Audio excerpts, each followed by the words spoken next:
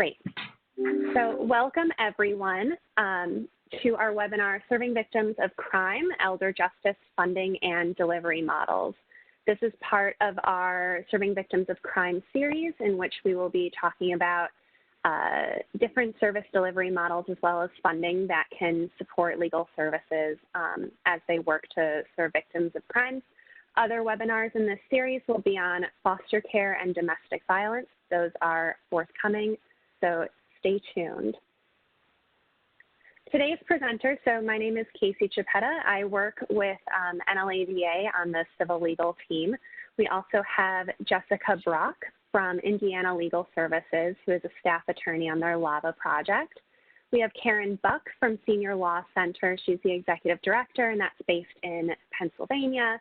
We have Hillary Dalen, who works for HHS ACL, and she will be our first presenter on this. And then we also have Leslie Powell-Boudreau, who is from Legal Services of North Florida. We have a pretty star-studded cast for you today. The topic of this webinar will be talking about funding for legal services working in and around elder justice, as well as what their models look like. So with that, I will first hand it on off to Hillary to talk about ACL and the work that they're doing in elder justice and how they can support legal services, as well as a little bit about responses to COVID-19. She will then go ahead and pass it off to Karen Buck from SeniorLAW Center, who will talk about their work with elder justice and a particular VOCA-funded initiative.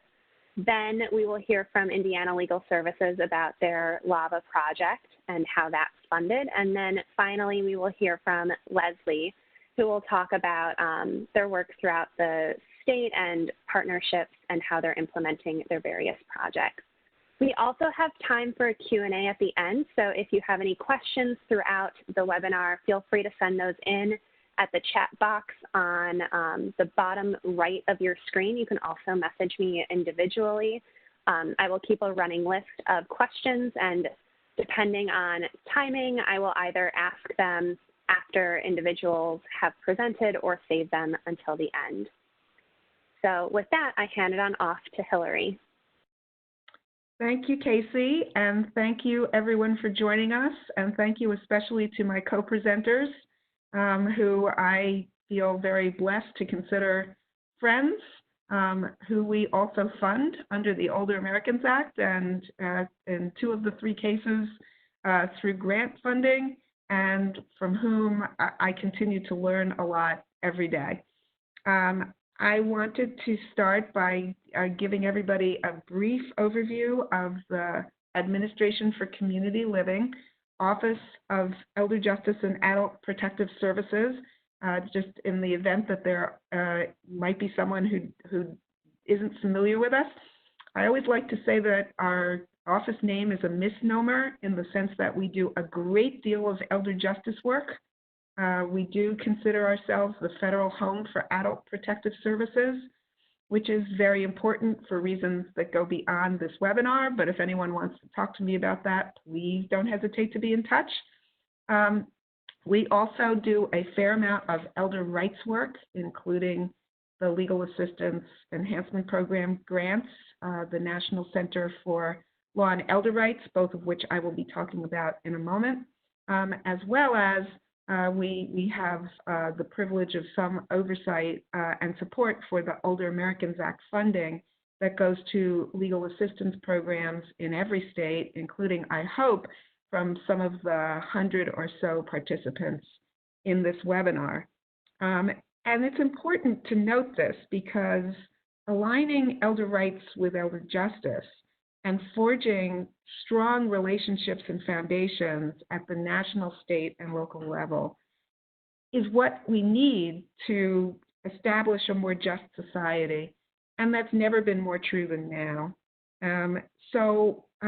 I wish we could spend an hour or 5 or 6 talking just about that. And Casey, maybe you'll set up another webinar for us to do that.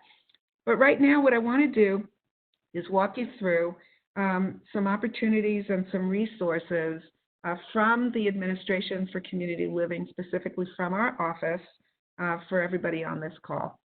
So first, Casey had asked that I talk about the Legal Assistance Enhancement Program grants, which despite what the acronym should look like, we thought that it would be really cool to call these LEAP grants. So that's what you'll hear Karen and Leslie, who are two of our 6 grantees, calling it. I guess technically it should be LAPE, but LEAP has a nice ring to it, you know, and that's really what we want to do here is leap forward. So forgive me for that, but these are called LEAP grants. And so the language you see in front of you on your screen is directly from the funding opportunity announcement. And going from the bottom up, I think we all are committed to the idea that legal assistance does enable older Americans to assert their rights and to remove the barriers that exist to their economic and personal independence and self-determination. And that's why the purpose of the LEAP grants is to strengthen and enhance the effectiveness and efficiency of these programs that serve older Americans. About 2/3 of which, maybe slightly less than that right now, are housed within Legal Services Corporation grantees, and that means that at least 1/3 are not. So we are very committed to connecting to all of the programs that have Older Americans Act funding because of the conceptual importance of legal assistance as this slide says. So, whoops, let me go back up here and talk a little bit more about the LEAP grants. Okay, so LEAP grants focus on a full scope of interrelated activities that everyone on this call knows are very important to comprise robust legal aid. And they are outreach. Outreach for what purpose? To educate and to lead to intake, in our instance, of older Americans with economic or social need, language of the Older Americans Act, to bring them in through intake services that are efficient and effective for a full range of legal assistance that's appropriate to the situation, and that involves all of the essential partnerships for working together with older individuals, and also for issue spotting, for referrals, and all the rest. I'm sure that this is familiar to anyone who's on this webinar. These LEAP grants are our first ever. In other words, we just started these grants, and we have 6 grantees. They are all working on integrated services, integrating all of those functions that I just spoke about. And we have, just want to briefly talk about the other 4. One is working on integrating rights and services related to elders in managed long-term services and supports. Another is focusing on civil legal interventions that restore agency to elders who have experienced abuse, neglect, or exploitation. A third is a medical legal partnership. Those aren't new. Many of you probably have them, but there are very few that focus on older adults. And our LEAP grantee is working on, along with the other, we think that there are 8 others in the country that are focusing on older adults to understand and explore the adjustments that need to be made to the model for responsiveness and sensitivity to the needs of elders in a medical legal partnership. And finally, we have a grantee working on statewide enhancement of legal assistance to older Americans in a very rural state. Now, you'll hear from the other 2 in just a moment, but what I wanted to emphasize is that while none of these are novel ideas, and I apologize, Karen and Leslie, you're very creative and you're doing fabulous work. There are others around the country thinking about all of these ideas too. The opportunity of the LEAP grants is to have, if you will, the luxury of time and resources to think and operate deeply to lead to enhancements and innovations that are sustainable and also replicable. Finally, I wanted to note that all of our LEAP grantees are still in the formative developmental stage. They're not quite ready for full-on implementation, but they're getting close. They're working on logic models. And for those of you who'd like to talk about logic models or other ways of doing the same thing, again, happy to spend more time talking about that at another time. The logic models are a roadmap to assure fidelity to the objectives of the grants and to make sure that they are, that we are all proceeding down a straight path to achieving those objectives. So there's no lessons learned yet, except that this is not easy, but that our grantees are worthy of the challenge. And we are looking forward to working with these grantees as they move forward through implementations to learn lessons over the next 2.5 years. So I also wanted to promote our National Center for Law and Elder Rights, NCLR with a hard C. I'm not going to go through this slide. I'm going to certainly hope that everyone on this call is familiar with NCLR. If you're not, I would strongly encourage you to go to the URL that you see there. I can't say enough about their expertise, and Karen, Leslie, and Jessica, if you want to put in a boost for them too, please do. They are making contributions every day to success of legal services programs, of course, focusing on those that work with older Americans. I want to briefly talk about COVID. It's changed everybody's lives upside down. It has created great risk and danger for older people all over this country. Our legal assistance providers, including the 3 on this call and their colleagues all over the country, in concert with NCLR and with their partners and our resource centers for their partners in adult protective services and in long-term care ombudsman programs, are working tirelessly, as you all did, first of all, to change on a dime to the remote practice. To try and stay safe, yet be there for older individuals who are in harm's way, not of their choosing because of where they live or because of their risk factors. There are lots of resources, and I just again want to just promote NCLR. We did a webinar through NCLR with Pro Bono Net a couple of weeks ago with over 3,000 legal aid participants. It was, I believe, the first one, there have been several since, talking about how to do a full scope practice of legal aid remotely.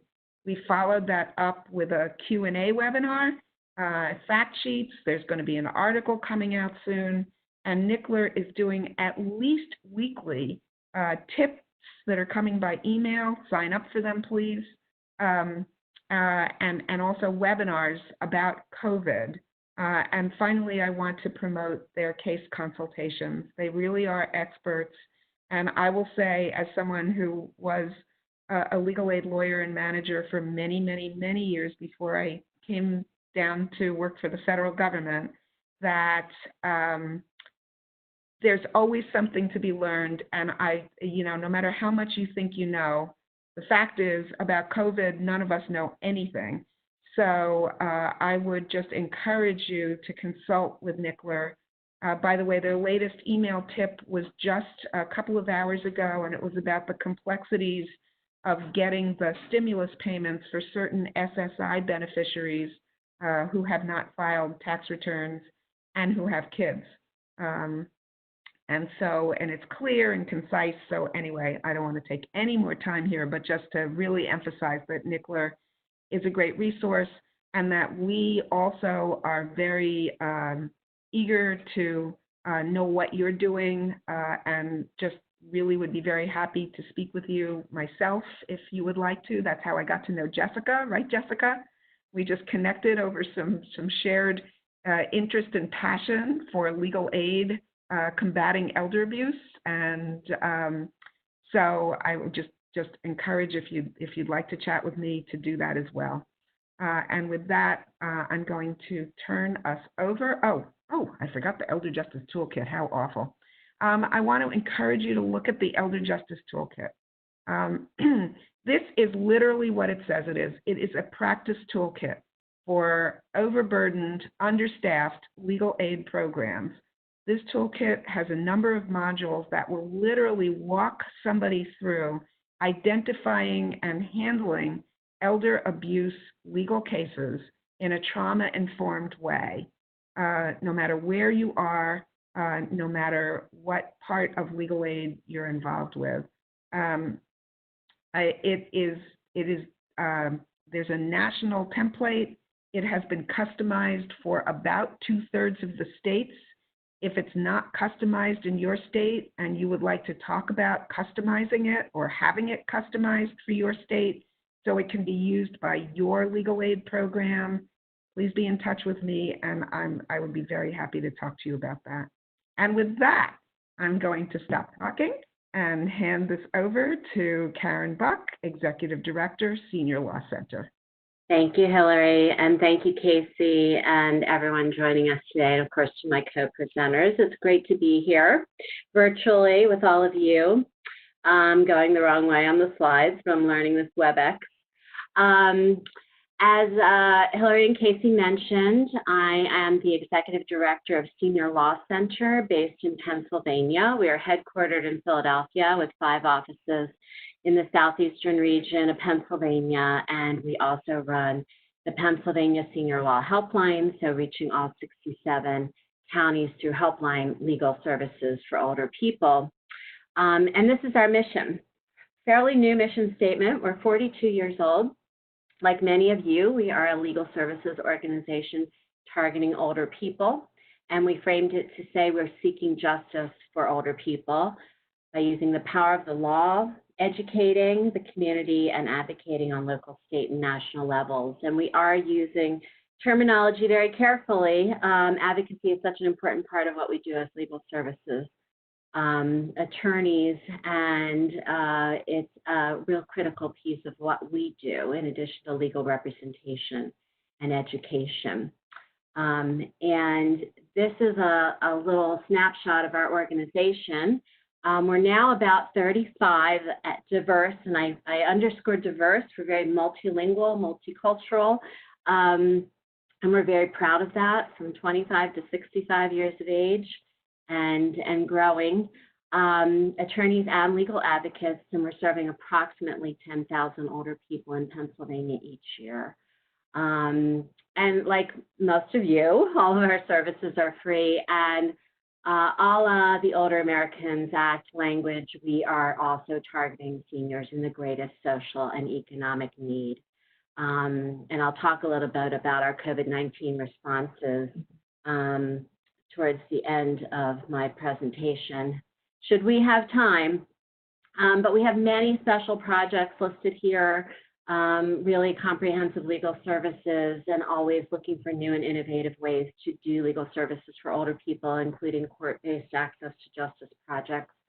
And that has been a big initiative. We have several going on when the courts are open and trying to do it while they're closed. And we also work expansively with pro bono partners, both corporate and law firm, and of course, law schools, et cetera.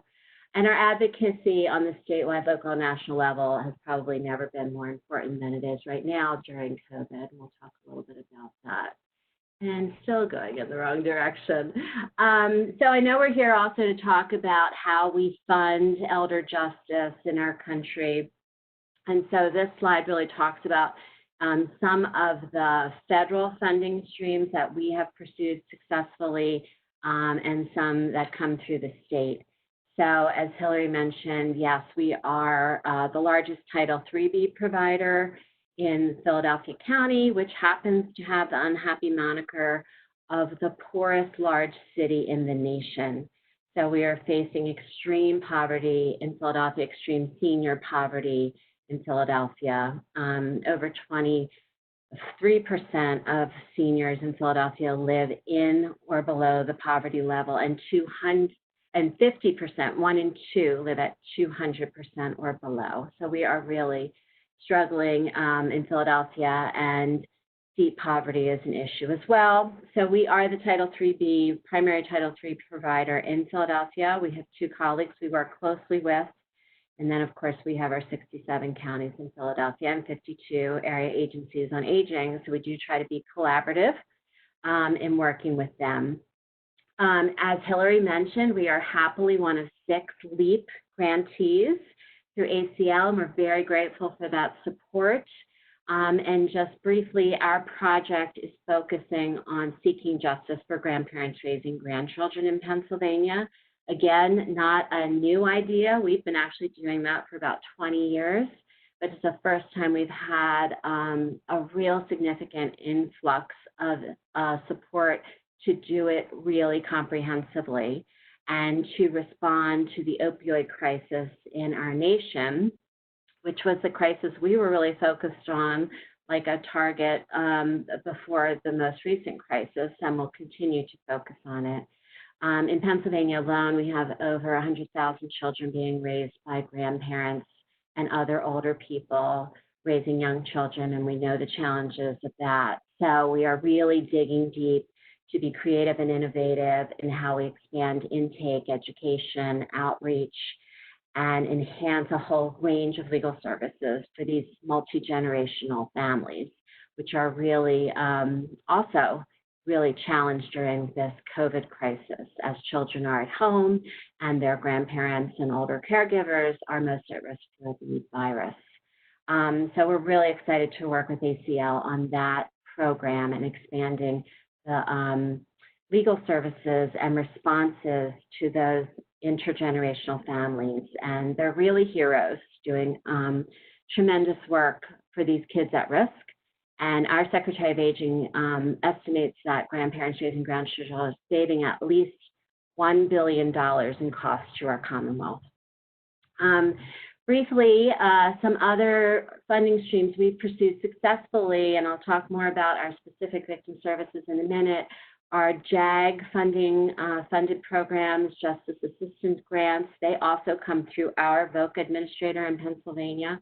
And we've had programs to serve specifically senior veterans who are victims of abuse and exploitation, as well as to provide statewide elder victim technical assistance for growing numbers of new elder victim programs. So folks who had never served older victims before being able to cross the state and provide assistance and training for them.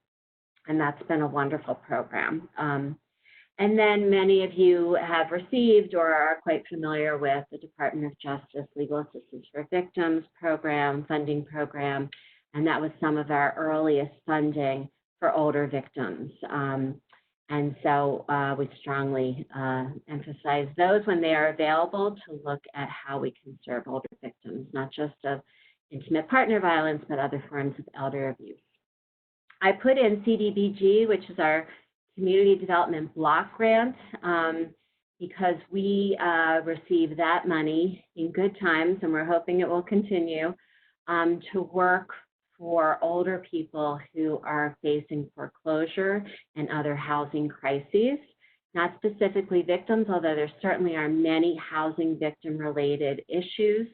But this is a great funding stream for us to serve comprehensively other types of legal challenges that older people are facing, and obviously housing is one of the most important of those. And then finally, VOCA. Many of you are VOCA recipients. VOCA has really changed the world for victim services and for older victims, and particularly in Pennsylvania. I must give a big shout out to our VOCA administrating agency, the Pennsylvania Commission on Crime and Delinquency.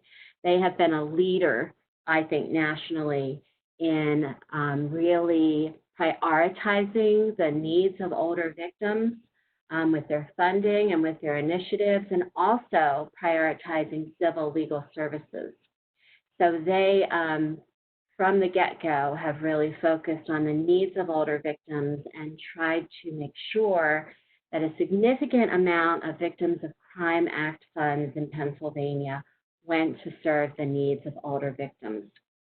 And all of us who serve older people and are legal aid attorneys and advocates for older people know that older people often languish in the shadows of fundraising. And this is one area where I'm very proud of Pennsylvania taking the lead in many ways and really investing in services for older victims. And that funding has really transformed our organization in many ways, in ways that we can better serve older people. So our original project for victims was called Project SAFE, Stop Abuse and Financial Exploitation. And this was actually launched in 1996, a year before I became executive director. So I've been around a while, and Project SAFE has been around a while. So we were one of the first civil legal services programs in the country to serve victims of elder abuse. And that was actually long before we were getting VOCA funding. That was through a Independence Foundation fellowship for a brand new lawyer coming into public interest. But it is broad-ranging and has expanded tremendously legal and supportive services for diverse older victims.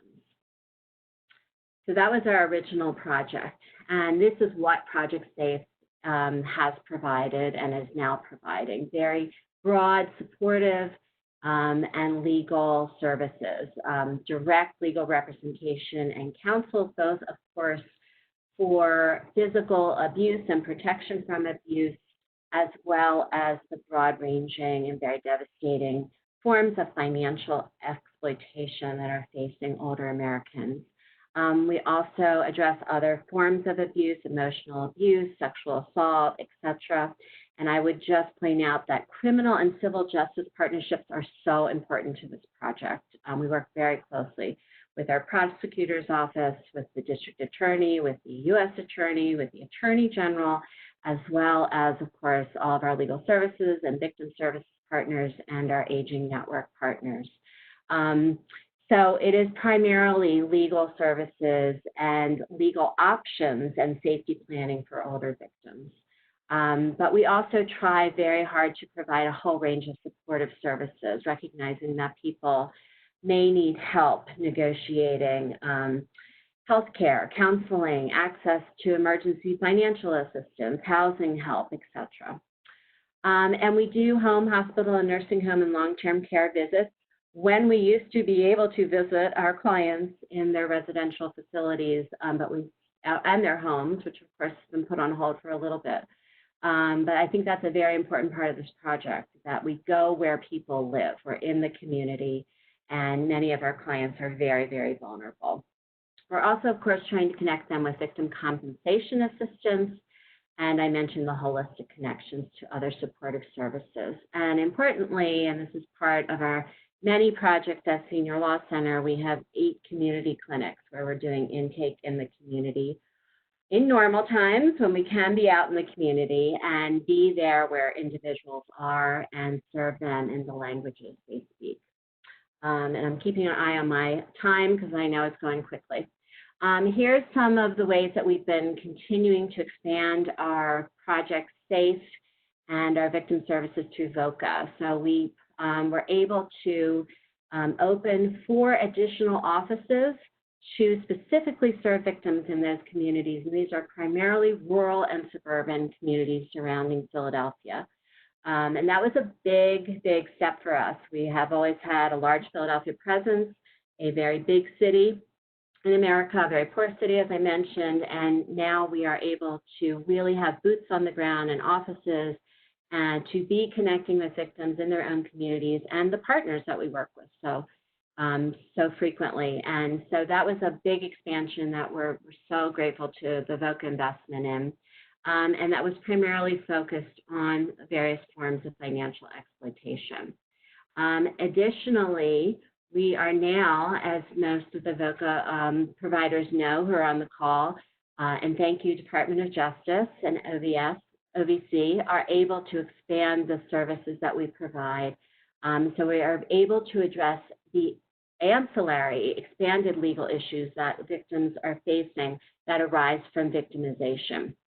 So housing issues, family law issues, other types of pressing legal issues that are beyond your traditional PFA, and financial exploitation. And then we were able to further expand to have specific programs for older veterans and specific programs for those with limited English. And this is a very important part of what we're doing. As a former ESL teacher, it's near and dear to my heart. Language access is such an important component of our programs, particularly now, with all of the challenges that immigrant communities are facing, and older people being isolated by culture and language even more so. We're happy to expand that further.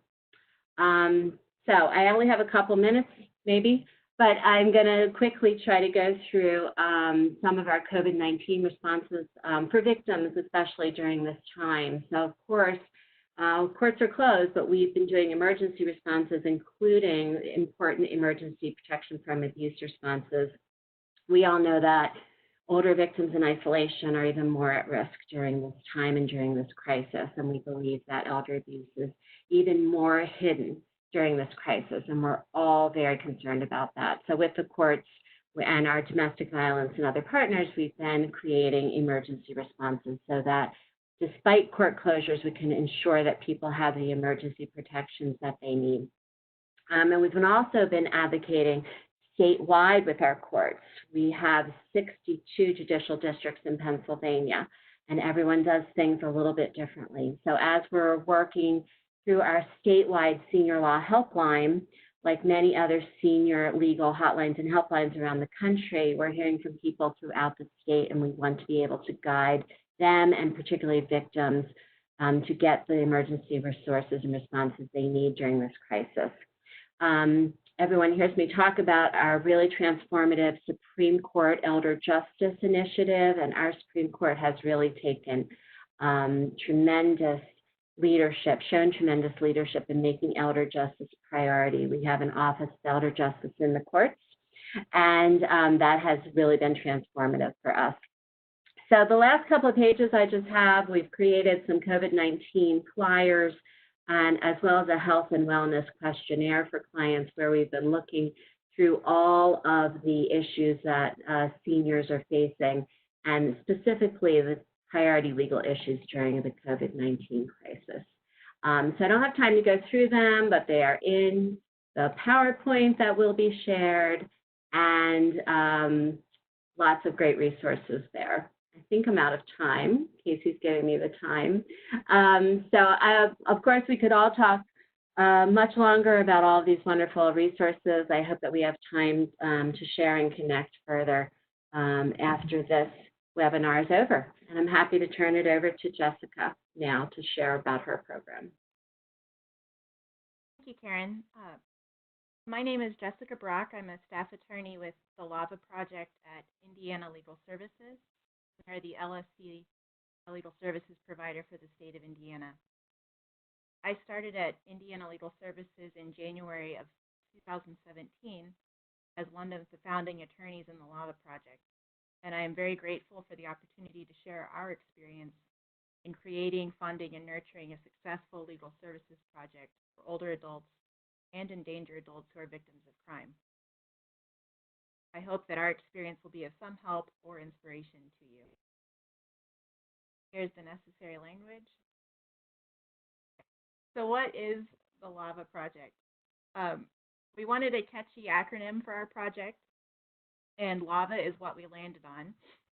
Kind of weird for Indiana, but LAVA stands for Legal Assistance for Victimized Adults.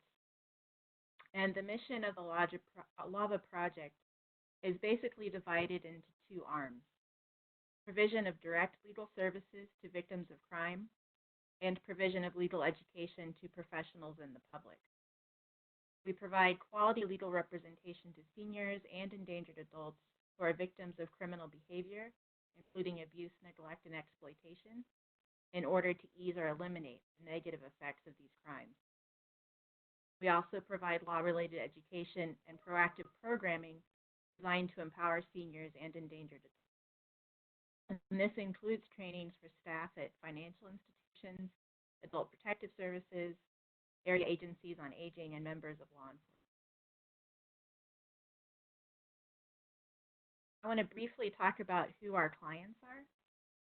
So as I said, our clients are victims of crime who are either older adults or endangered adults. In Indiana, a senior is someone who's age 60 or older. And because we work closely with adult protective services, we take the definition for endangered adult from our state's adult protective services statute. We made a conscious choice that our clients must also have the ability to retain legal counsel. So our clients can rely on trusted others for assistance in navigating their case. We do require that our clients have the capacity to retain counsel. And I'll come back to why we made these choices a little later.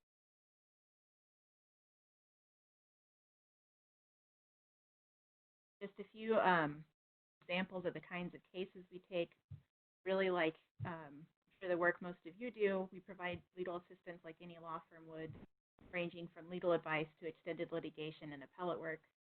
And all of our legal assistance, of course, relates to victimization.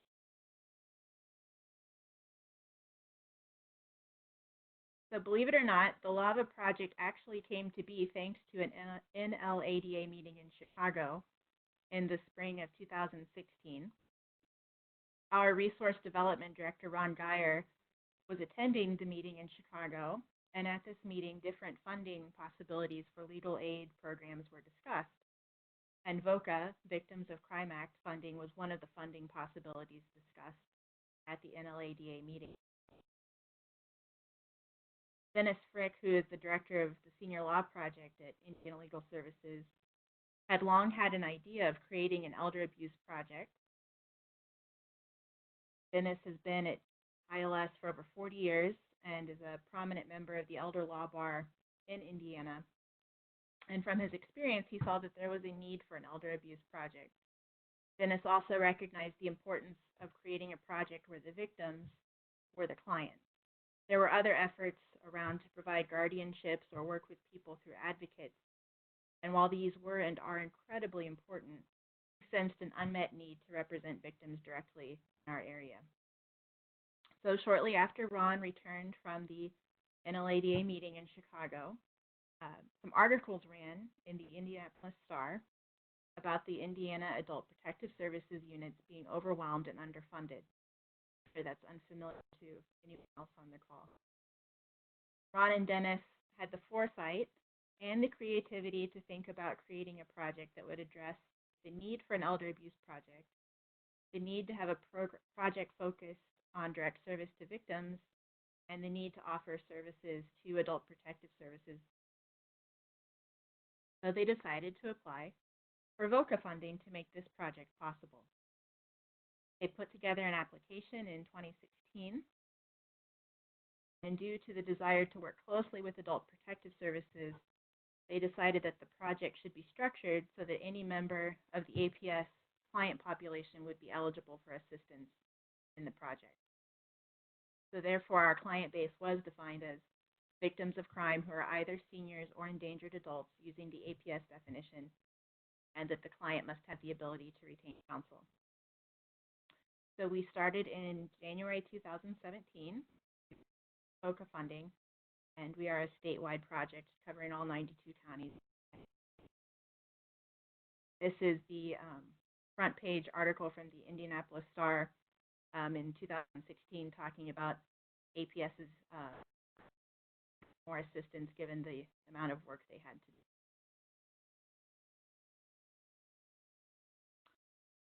So how are we funded? As I said, Ron and Dennis put together an application for a VOCA funded project. The matching requirement for VOCA grants is 20%. ILS has created did create a proposed budget so that the 20% matching portion of our budget would reflect fixed costs like office space, IT support equipment, utilities, etc. In Indiana, Carrie mentioned who their administrator is. The administrator in Indiana VOCA funding is the Indiana Criminal Justice Institute. And the Indiana Criminal Justice Institute approved our 2016 grant proposal allowing us to start the LAVA project. With that money, ILS was able to hire 2 attorneys, of which I was one, a paralegal to cover the entire state of Indiana. VOCA grants are 2 years long and are renewable. We've just submitted our 3rd VOCA application for the LAVA project. We were funded from 2016 to 2018. 2018 to 2020, our funding ends September of 2020, and we hope to be funded again 2020 to in this time, we've grown from 2 attorneys and 1 paralegal to 3 attorneys, 1 paralegal, and a social worker. And we recently received 2 Elder Justice Project Fellows from Equal Justice. So we've increased our funding from being a solely VOCA-funded program to now also having the great benefit of hosting 2 Elder Justice Project Fellows from Equal Justice Works who will begin with us. In our present grant application, we've also asked for additional staff resources. Our program continues to grow. We'll see those requests are granted. These are our funders. So we receive VOCA funding through the Department of Justice, which is administered by Indiana Criminal Justice Institute. And because our matching funds through the VOCA grant reflect fixed costs, most of these funds come through Legal Services Corporation funding given to Indiana Legal Services. ILS has other projects also funded with VOCA funds apart from the LAVA project. VOCA does allow grant applicants to ask for a waiver of the match funding, and this waiver reduces the match requirement from 20% to 10%. So in our last grant cycle, ILS did apply for a match waiver, and we fortunately won, for which we're very grateful. So at present, our match requirement is 10% of the budget and still reflects fixed costs. Some things that we think helped strengthen our application, of course, you never know for sure, but these are some things that we think helped our grant applications past and present. The LAVA project meets a need that no other organization addresses in Indiana, and it is the need for legal services that drives the project. There's no other organization providing civil legal representation, for elder abuse victims or victims of crime who are endangered adults. Another thing is that our advocacy is effective and compelling, and the stories grab the attention. ILS is the only LSC legal aid organization in Indiana, and it's the largest provider of pro bono legal services in Indiana. We have a network of 8 regional offices throughout the state. It allows us to be present in all 92 counties, and so we believe that ILS's resources and standing in the community also strengthen our grant application.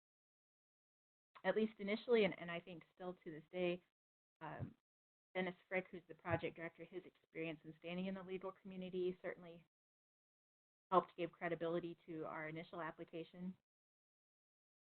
We've been able to get meaningful letters of support from key players like the state elder law chair, civil protective services directors, prosecutors, area agencies on aging, and financial. We've had the great fortune of being on the faculty of national conferences, sharing our experience in using civil legal aid to help combat elder abuse and victimization of endangered adults. And this demonstrates to our funders that we not only help clients in Indiana, but that their funding helps a broader community as well. Some of our clients have been covered by the media in Indiana, again showing that the project and the funding are helping and educating a larger population. And finally, we've helped start a statewide coalition against elder abuse in Indiana called InCase, and we are members of other community partnerships that address elder abuse. We think our funders appreciate seeing how we share our resources and expertise with other stakeholders trying to serve similar populations. We also make regular visits to and contact with all of the APS units, the area agencies on aging in the state of Indiana that help us build relationships and coalitions.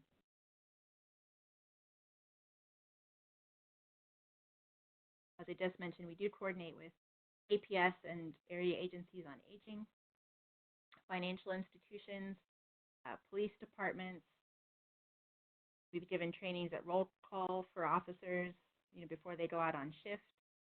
And for law enforcement, we have half-day and full-day trainings. We work with places of worship we consider safe spaces to reach people to educate them about elder abuse.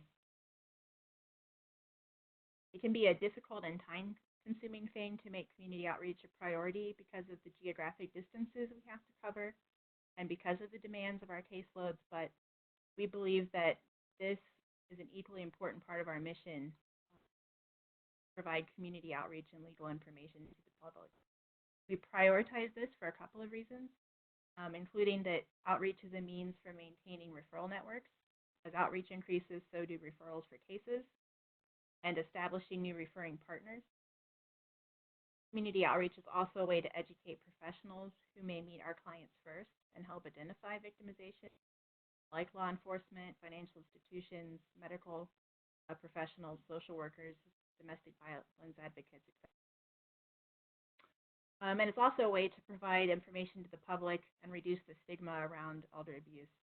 And we hope that by reducing stigma, more people might report their victimization and seek help from us or other agencies. And when we do this outreach, we, as much as possible, try to coordinate with other agencies like APS, police, fire, financial institutions, visually show the public how we work together behind the scenes to address their needs, that we are connected and we're working together and that we're on the same page. I find that that's very important. So here's my contact information. I'm happy to answer questions now or later or hear about the work you're doing. I appreciate the opportunity to take part in this webinar, and it's now my great pleasure to pass the baton to Leslie Powell-Boudreau, Legal Services of North Florida.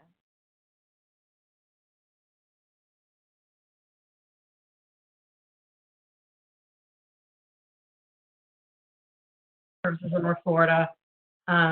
Just to give a little bit of information about what we do, we are an LSC-funded law firm that covers the Florida Panhandle. That's the easiest way to describe it. We're in North Florida, up to Alabama and Georgia, west to Alabama, and then east to just past Tallahassee and the Big Bend area. And we have, for many years, had Older Americans Act funding through our local our state Department of Elder Affairs, both Title IIIB and Title IIIE, that allowed us to serve those over 60 and caregivers in certain categories.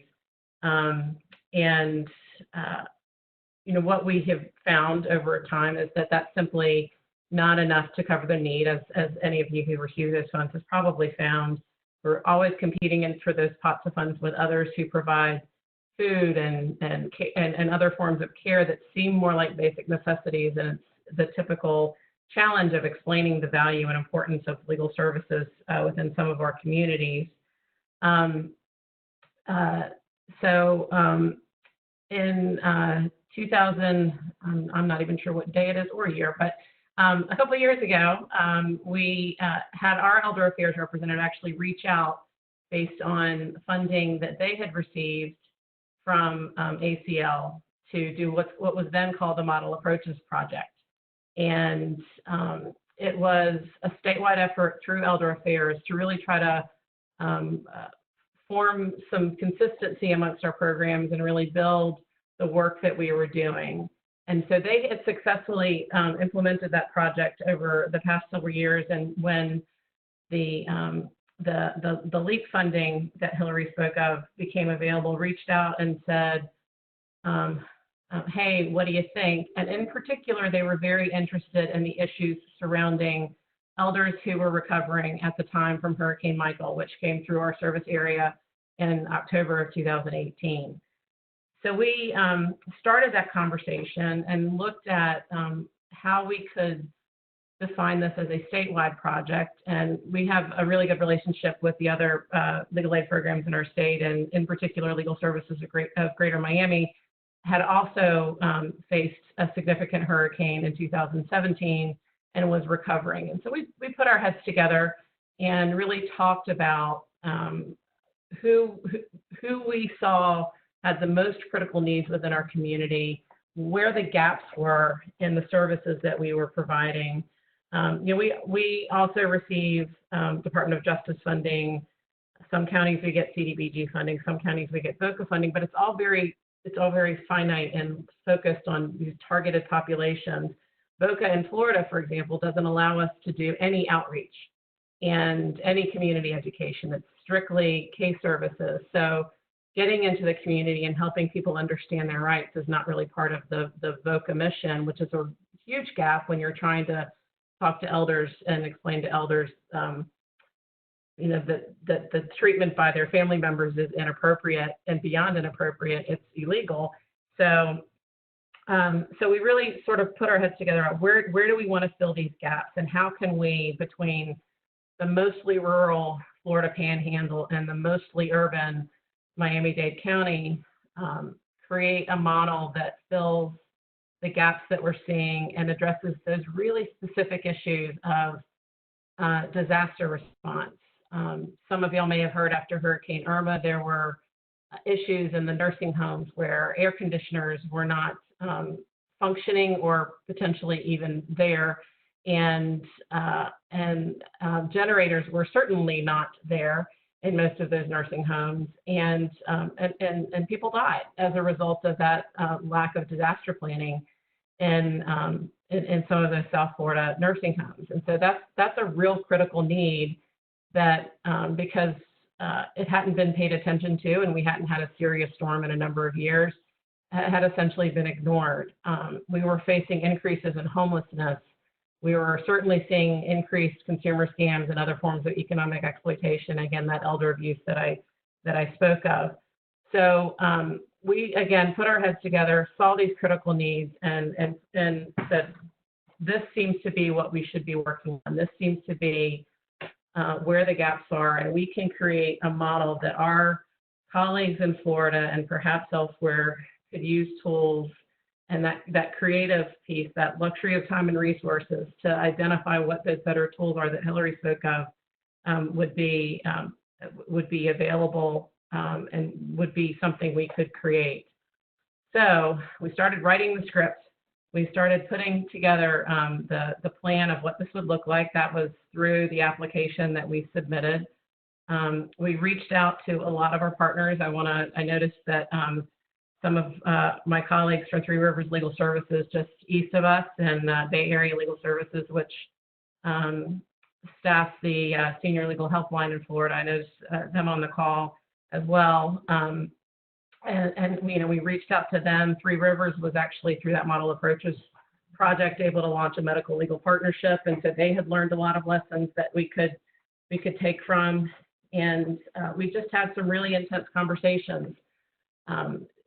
I think one of the challenges that I'll speak to as we talk about funding and how you create these projects is both of our programs, because we were responding to disasters, weren't sure we had the capacity to take on a project like this. We were concerned that we weren't going to be able to implement it well. We were concerned, is now the right time?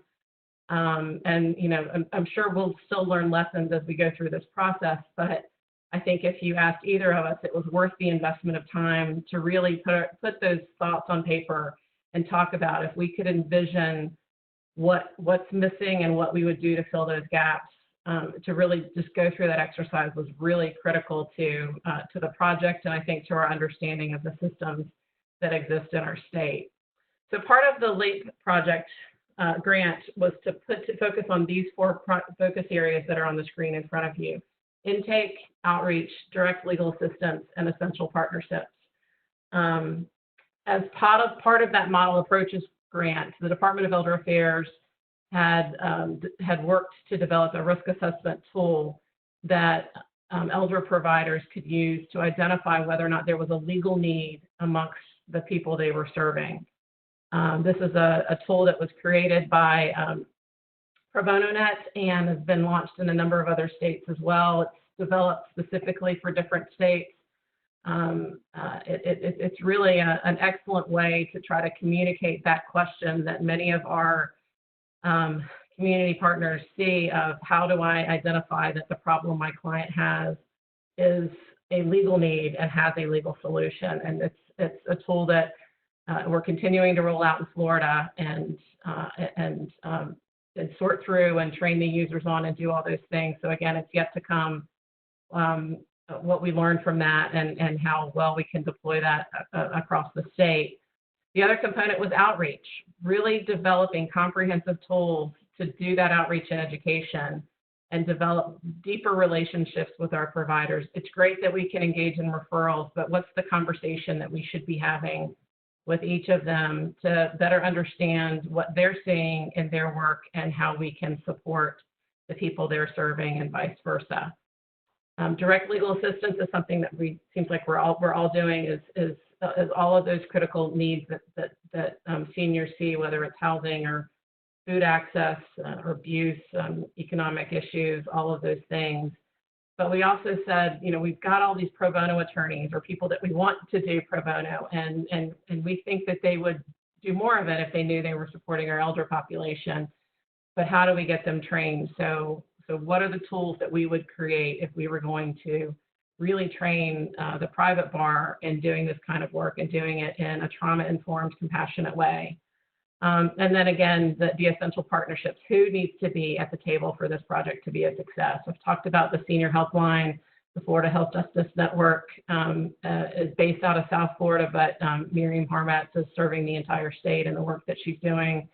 We reached out to the National Consumer Law Center, our local area agencies on aging, and the Florida Bar Foundation is also supporting the work that we're doing. I want to share Hillary's shout out to NCLR. I think I saw that Sarah Galvin is on the call as well, and she's been a real resource for us, she and her team, in getting us information and finding out what we need and helping to meet those needs. And it's been a really good partnership. So we wrote the script, we pitched it, we were told we could go ahead and start filming, we could implement. And so this is the planning part that Hillary was talking about. We've done the hiring, we've developed a project plan, we're working on the logic plan that she mentioned, we're doing all the documentation to get the ducks in a row. As y'all can tell, I was trying to stick to this script writing sort of TV show or movie, and so I've called ACL the wise mentor, because this is a collaborative grant. This was a unique and a first experience for us, because we're not used to funders who actually care about the work that we do beyond a compliance level. At least that may not be fair to our other funders, because they do, but I think this is that we have regular calls with Hillary and her team. We have regular calls with the NCLR folks. And we have calls with the other grantees in the program, because there's so many lessons that we can learn from each other and that we can stay on track. And that exchange of information on that regular of a basis has been a unique experience that we've enjoyed having. I know we have lots of other funders who do that, but this was the first time at the federal level with an agency-funded grant that we've had a collaborative grant, and it's really interesting to have that sort of engagement and to have that level of support. And then what I'm calling the plot twist is COVID-19. So we were about 6 months in when COVID really started becoming a regular part of our conversation. And outreach to elders is a challenge on a good day, because many of them are homebound. Many of them don't have access to technology, and if they do, they don't necessarily know how to use it the way that we do on a daily basis. And so suddenly we can't go to senior centers and go to where the food programs are and share information in the way that we typically had. We can't even go to the provider agencies and hope that we're training the people who might be delivering the food to those who are homebound. So, we're doing that pivot. Sorry, I apologize. Everybody's using that word right now, but we're doing that pivot. We're doing that transition, looking at how we can do things more creatively. NCLR's already done a training on helping us sort of brainstorm that and work through that. We're working how we build relationships remotely. Again, we were only 6 months in. There were new agencies and new people that we needed to build relationships with. We weren't quite there yet. And so, we're having to make some changes in how we do that.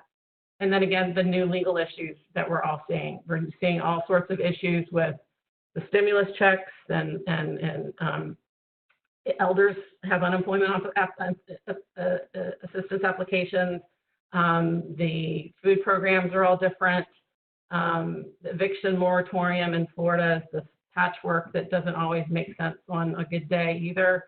And then there's the hidden abuse for people who can't leave their homes and they're living with family members, and how do we reach out to them and how do they reach out to us? So we're still figuring all these things out. And that brings me to what I call the cliffhanger, is what's next? Where do we go from here? How will this end? And how will we finally ultimately implement all of these ideas moving forward? And I'm as curious as you. We'll have to hang on for the next episode and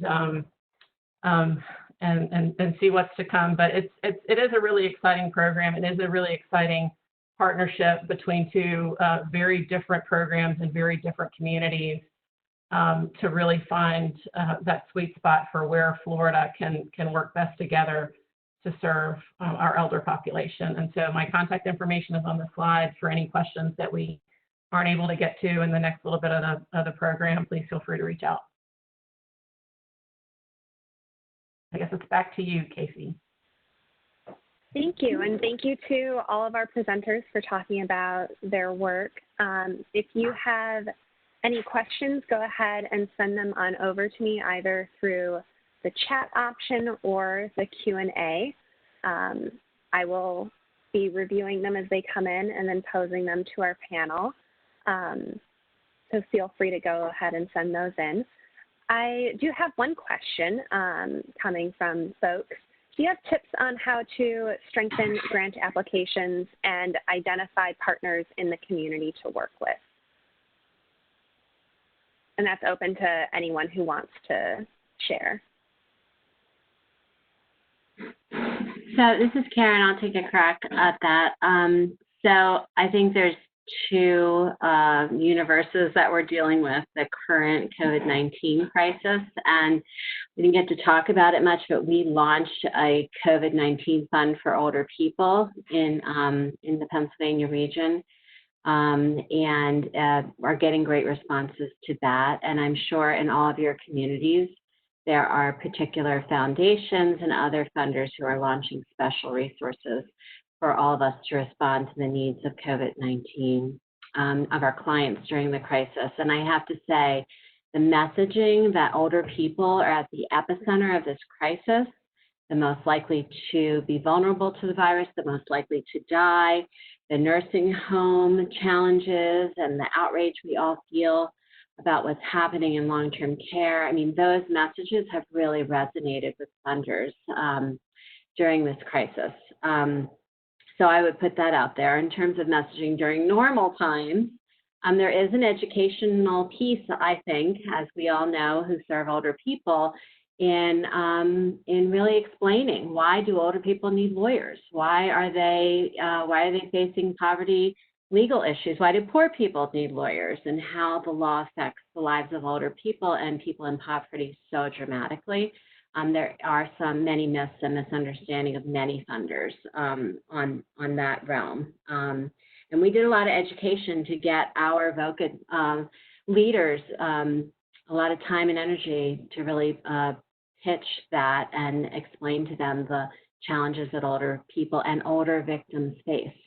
Also, just facing head-on the ageism and paternalism in our country. Also, recognizing that elder abuse is a legal and health crisis in our country. The Elder Justice Act is under the Affordable Care Act, and that is parameters. I mean, just recognizing all that and the messaging, the devastation to older people, to their lives, to their legacies, and just to their very survival, that those messages have resonated with our funders and our supporters. Hi, this is Hillary. Can you hear me now? Yes, we can hear you. Good, super. So I would like to take on this question too. Having been in the position of grant writing and grant recipient, and now being in the position of grant maker, I have some thoughts on this. The first is to be very clear what it is that you're looking for funding to do. And then, so don't let the funding opportunities define what you apply for. Rather, look for funding opportunities that resonate with what your goals are. Because then the second thing I want to say is to be very careful to follow what the grant application is asking you to say. Don't think that the structure of a funding opportunity announcement is there to be played with, to be creative about. No, particularly if it's a government entity, but I would say also most foundations. They're asking you to tell them things because those are the things that they, the funders, need to know to decide whether they are going to make an award to you or not. So I'll give you an example from our Administration for Community Living grant making. We mostly do cooperative agreements precisely for the reasons that Leslie mentioned. We are passionate about the work we fund, and we do want to be collaborative and to work along with you.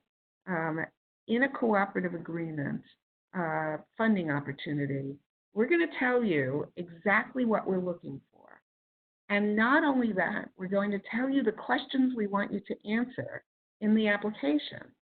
And beyond that, we're going to tell you how the objective reviewers who are going to rate and score applications are going to do that. What questions are going to guide their evaluation? So right there, you've got 3 ways to think very carefully about what we as a funder are looking for. And I am still amazed by how many people put in grant proposals that are not responsive to what we have said we're looking for. And it's heartbreaking because they're always really great ideas. And there are things that under other circumstances perhaps we would fund. But when we put a funding opportunity announcement out there, we've been very clear about what it is we're looking for. And if you can be very clear about responding to what we're looking for, you have a much enhanced chance of actually being awarded a grant. And I guess the only point that I would add to that, and I think that the challenge that we faced because we were working with 2 different programs was how do we find the shared space with the questions that Hillary just asked.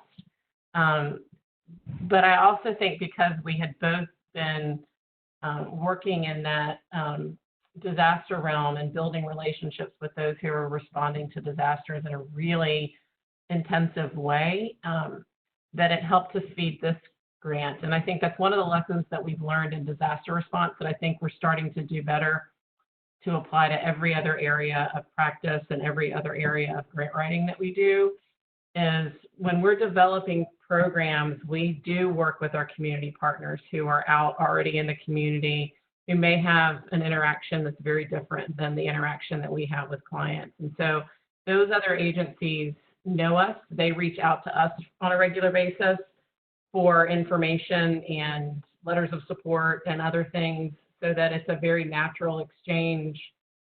And it doesn't just come up when it's time to write the grant. And we see each other in the community, we see the work that we're doing, and then I think this is the most powerful point, when they actually have one of their clients who can say, I received help and this is the value of services, then their contributions to these projects and how they write those letters of support become so much more powerful and so much more engaging. And so I'm sure each of y'all have community partners that you can think of who fit into that realm. We've just really tried to amplify that and do more and more of that so that we know more about what our sister agencies are doing outside of what we need from them and what that legal assistance relationship is. Great, and we have another question that's just come in. Will there be another opportunity to apply for LEAP funding? And if so, do you know about when? So this one I'm assuming is for you, Hillary. I love that question. Thank you to whoever asked it. We certainly hope so. We always have to say in the government, and I know that there are some of my government colleagues listening to this call as well, so call out to you, colleagues as well. We always have to caveat what we say with the words, should funding be available? Should funding be available, we do expect that LEAP grants will continue and that our current 6 are only the first generation of LEAP grantees. The next round would be in federal fiscal year 2021, which means we'll be thinking about it towards the end of this federal fiscal year, which kind of means towards the fall or the winter. We're going to start thinking, but then the funding opportunity can't come out until these grants are over, and they've got 2.5 more years left. So the short answer is yes, we certainly hope so. Subject to the availability of appropriations, we are very committed to this grant.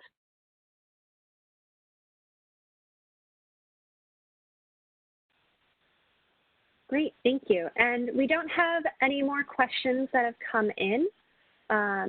If any of our presenters have any final thoughts that they want to share, now is the time. But if not, I will go ahead and wrap up this webinar. So do any of you have any final thoughts that you want to share? I just wanted to reiterate what I said in the beginning, which is that, and there are a lot of people on this webinar, and that is fabulous.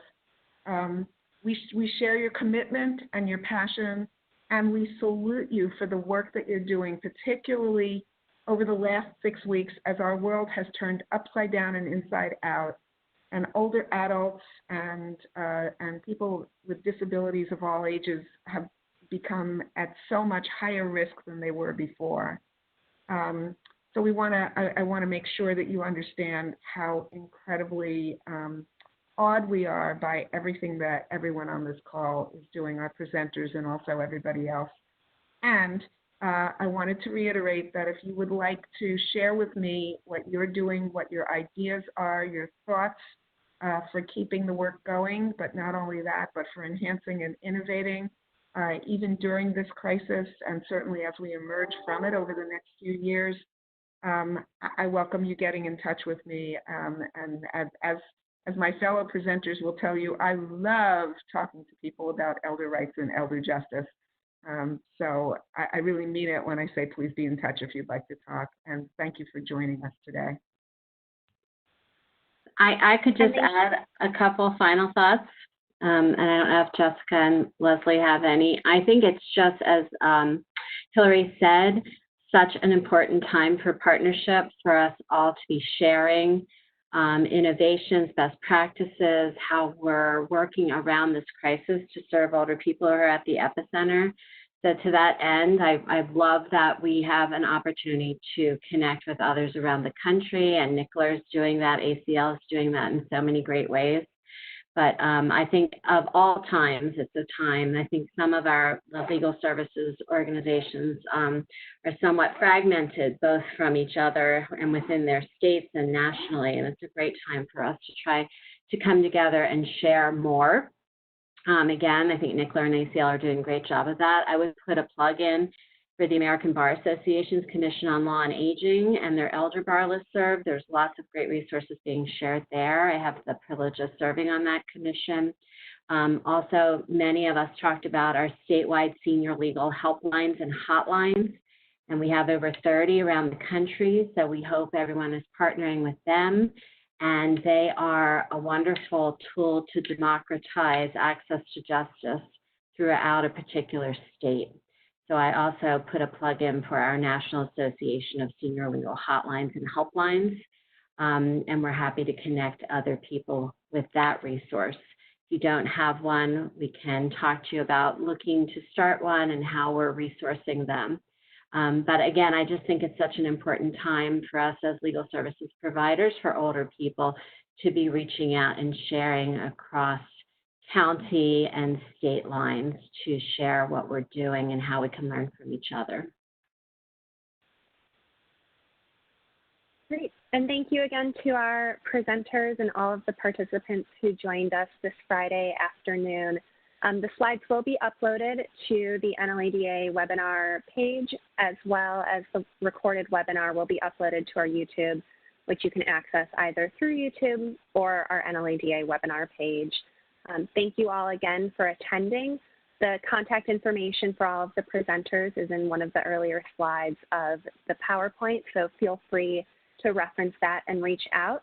And if you have any topics for webinars or resources that you want to share within the legal aid community, feel free to go ahead and send those on over to me, and we can do our best to share them or create webinar topics that you're particularly interested in. All right, so with that, I'm going to wrap up. Thank you all again. Have a wonderful weekend.